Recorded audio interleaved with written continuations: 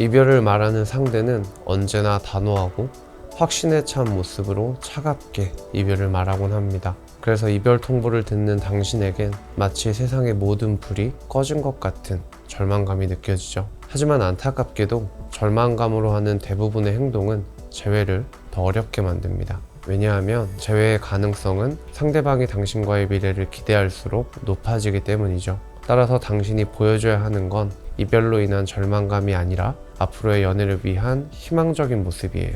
여기까지 이해하셨다면 어떻게 연락해야 희망적인 모습을 보여줄 수 있는지 궁금하실 겁니다. 딱 하나예요. 진정성. 그럼 어떻게 해야 진정성이 담긴 메시지를 보낼 수 있을까요?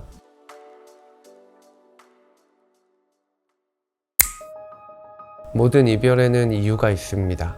그리고 그 이유를 가장 잘 알고 있는 건 당신이죠. 여기서 중요한 건 무조건 잘못했다, 다시는 안 그러겠다, 앞으로 잘하겠다, 한 번만 더 기회를 달라, 이런 말은 상대방에게 진정성 있게 느껴지지 않는다는 거예요. 따라서 이별의 원인에 대해서만 얘기하고 당신이 바라는 재회에 대해서는 말하지 않아야 합니다. 예를 들어 볼게요. 어떤 사람이 돈을 2배로 불려줄 테니 투자를 하라고 말해요. 우리는 이런 사람을 보면 사기꾼이라고 의심하게 되죠. 왜냐하면 2배로 불려준다는 말보다는 투자를 하라는 말에 더 영향을 받기 때문이에요. 그런데 만약 이 사람이 자신은 돈을 2배로 불려주는 일을 하고 있다 까지만 얘기하면 어떨까요? 여러 가지 생각이 들게 되고 그 사람의 말이 진실인지 확인하려고 할 겁니다. 그리고 진실이라고 생각되면 돈을 투자하려고 하겠죠. 이 차이는 단 하나, 목적입니다. 재회를 원하지 않아야 재회를 할 수 있다는 얘기 들어보셨나요? 당신이 아무리 이별의 원인을 정확하게 파악하고 있고 그걸 위해 많은 노력을 하고 있더라도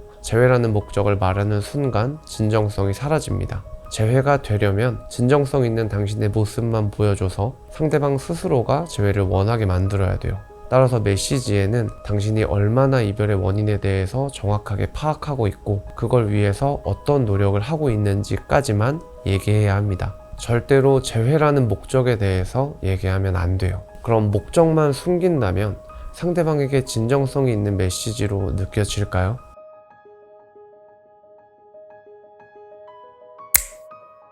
우리가 사회생활을 하거나 인간관계를 가지다 보면 포기하게 되는 순간이 생기기도 합니다. 예를 들어 처음에 사회생활을 할 때는 모든 사람들의 말을 신경 쓰고 자책하지만 시간이 흐르면서 들을 건 듣고 넘길 건 넘기면서 나 스스로를 보호하죠. 오래된 친구들과도 어느 순간 가치관이나 입장의 차이로 인해 서로가 다르다는 걸 알게 되면 아주 가끔씩 만나거나 만나지 않게 되기도 합니다. 이렇게 되는 이유에는 나와 맞지 않다는 생각이 들었기 때문이죠. 그럼 나와 맞지 않다는 건 어떤 의미가 있을까요? 나를 알지 못한다, 나에 대해서 알려고 노력하지 않는다는 의미가 들어 있습니다. 결국 관계를 포기하는 모든 순간 저 사람은 나를 알지도 못하고 알려고 노력하지도 않아, 그래서 나랑 안 맞아 라는 무의식이 작동한 거죠. 연애도 마찬가지입니다. 상대방이 당신과 헤어지려고 한 이유는 당신이 상대방을 알지도 못하고 알아가려는 노력도 하지 않았다고 느꼈기 때문이에요. 만약 당신이 상대방을 잘 알고 있었고 알아가려고 노력했다면 상대방이 싫어하는 일들을 반복하지 않았을 거라고 생각하는 거죠. 상대방은 당신이 영원히 모를 거라고 확신이 들어서 헤어지려고 한 겁니다. 따라서 우리가 해야 하는 건 상대방의 입장에서 모든 것들을 다시 생각해 보는 겁니다. 그리고 이때 조심해야 할 것이 있어요. 바로 당신의 핑계입니다. 상대방의 입장에서 생각할수록 그때 당신이 왜 그렇게 행동했는지, 당신이 그렇게 행동했던 이유는 악의가 있거나 상대방과 싸우려고 한 게 아니라는 걸 해명하고 싶어질 거예요. 물론 모든 일에는 이유가 있을 겁니다. 하지만 상대방 입장에선 당신의 핑계나 해명 또한 당신이 여전히 상대방을 모르고 상대방을 알기 위해서 노력하지 않는다는 걸 확인시켜 줄 뿐이에요. 중요한 건 당신이 왜 그렇게 행동했는지가 아닙니다. 당신이 상대방의 감정을, 상대방의 생각을 얼마나 알려고 노력하고 있는가예요. 따라서 메시지에는 당신이 얼마나 상대방을 이해하고 있는지, 당신의 행동으로 상대방이 어떤 감정을 느꼈을지에 대해서만 얘기해야 합니다.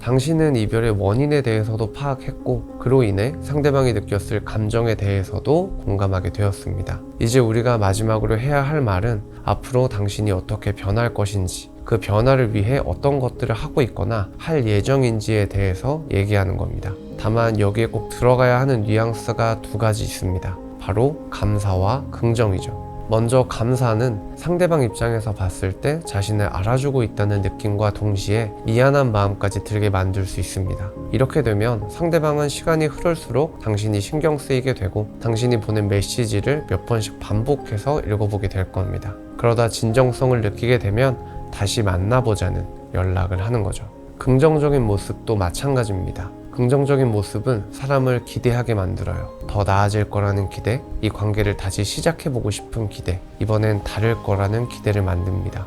그럼 지금까지 말씀드린 이별의 원인, 상대방의 입장, 당신의 결심을 넣어서 예시를 들어보겠습니다. 만약 당신이 감정적인 모습을 자주 보였다거나 헤어지자는 말을 자주 했다면 이렇게 보낼 수 있습니다. 소중한 사람일수록 그 사람을 이해하기보다는 소중하니까 날 받아줘야 한다고 생각했던 것 같아. 오빠가 항상 날 소중하게 대해준다는 걸 알고 있는데도 더 많은 걸 기대하게 되면서 혼자서 서운하고 하지 말아야 할 말들을 하게 된 것 같아. 그때마다 오빠는 얼마나 나 때문에 아프고 힘들었을까? 오빠도 요즘 힘든데 내가 그만큼 힘이 되어주진 못할 망정 감정적으로 오빠를 더 힘들게 만들었지. 내가 오빠였어도 나처럼 행동하는 사람과는 관계를 지속하고 싶지 않을 것 같아. 오빠의 마음 충분히 이해하고 존중해. 그리고 이제야 알게 돼서 정말 미안해. 나도 내가 이것밖에 안 되는 사람이었나 실망해서 이 상태로 누굴 만나는 건 아닌 것 같다는 생각이 들더라. 그래서 헬스장도 다니기 시작하고 취미나 내 시간도 가지면서 건강하고 긍정적으로 내 삶을 채워보려고. 날 대했던 모든 순간 마지막까지도 날 소중하게 대해주고 정중하게 대해줘서 고마웠어. 잘 지내.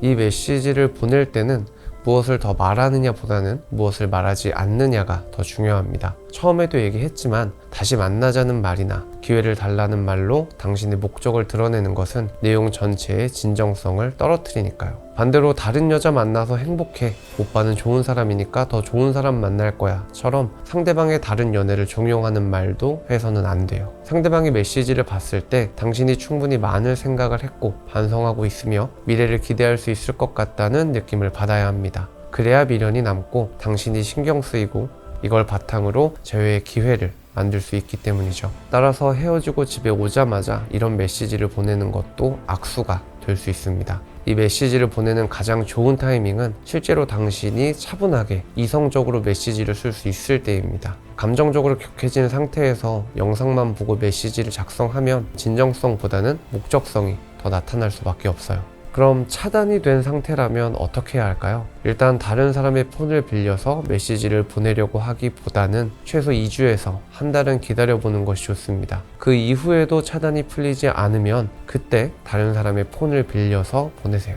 이번 영상은 꼭 재회뿐만 아니라 인간관계를 가지면서 다양한 문제들을 겪을 때마다 사용할 수 있는 방법입니다. 문제의 원인을 파악하고 상대방의 입장을 이해하고 그걸 바탕으로 앞으로 내가 어떻게 해나갈지를 얘기하는 것, 그 안에서 상대방에 대한 감사와 긍정적인 태도를 보이는 것, 이런 말과 행동은 사람 간에 일어나는 거의 대부분의 문제를 해결할 수 있습니다. 문제는 타이밍이죠. 그러니 조급해하지 마세요. 마음이 급해지면 차라리 다른 영상을 보거나 상담을 받는 것이 더 낫습니다. 그렇게 해서라도 여유를 찾으시면 좋겠어요. 영상이 도움이 되셨다면 좋아해 주시고 앞으로의 영상이 기대된다면 구독해 주세요. 끝까지 봐주셔서 감사합니다. 라이프코치 키프로스였습니다.